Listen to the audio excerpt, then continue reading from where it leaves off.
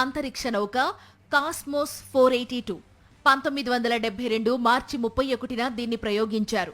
దీనికి 495 కిలోల ల్యాండర్ను అమర్చారు. ఈ అంతరిక్ష నౌక శుక్రగ్రహం కక్ష్యలోకి వెళ్లి ల్యాండర్ను అక్కడ దించాలి. అయితే ప్రయోగం ఫెయిల్ అయ్యింది. ల్యాండర్తో పాటు ఈ అంతరిక్ష నౌక భూకక్ష్యలోనే ఇరుక్కుపోయింది. గడిచిన 53 ఏళ్లుగా అది కక్ష్యలోనే తిరుగుతూ మెల్లమెల్లగా భూమికి సమీపిస్తోంది. ఇది కూలే సమయం దగ్గర పడింది.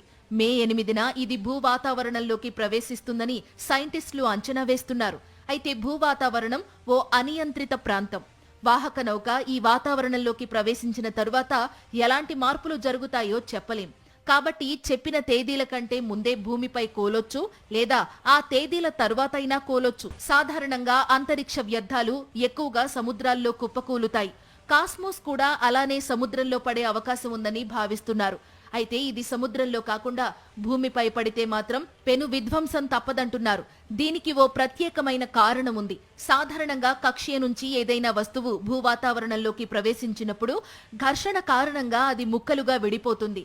అధిక ఉష్ణోగ్రతలు, రాపిడి కారణంగా నేలపై రాలకుండానే చాలా వస్తువులు గాల్లో కలిసిపోతాయి.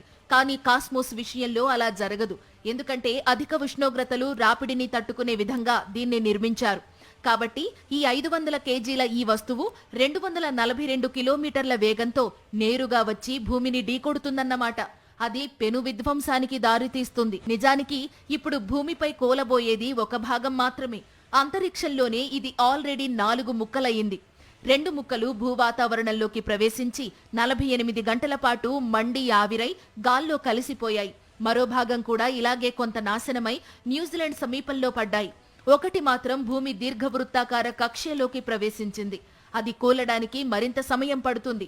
మిగిలిన 4వ ముక్క మాత్రం ఇప్పుడు భూమి వైపు వేగంగా దూసుకొస్తోంది. మిర్ లాంటి అంతరిక్ష కేంద్రాల్ని కంట్రోల్ చేసి సక్సెస్ఫుల్ గా సముద్రంలో కూలిపోయేలా చేసిన సామర్థ్యం సోవియట్ యూనియన్ కు ఉంది. కానీ 500 కేజీల కాస్మోస్ ముక్కను మాత్రం నియంత్రించలేకపోతోంది. ఎందుకంటే ఇది అంచనాలకు అందకుండా భూమి వైపు దూసుకొస్తోంది. ఒకవేళ కాస్మోస్ కుప్పకూలితే ఏ దేశాలపై ఇది పడొచ్చు, దీనిపై కూడా కొన్ని అంచనాలున్నాయి.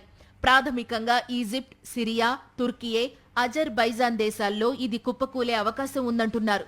భూవాతావరణంలోకి ప్రవేశించిన తరువాత గమ్యం మారితే మాత్రం ఇతర దేశాలకు ప్రమాదమే.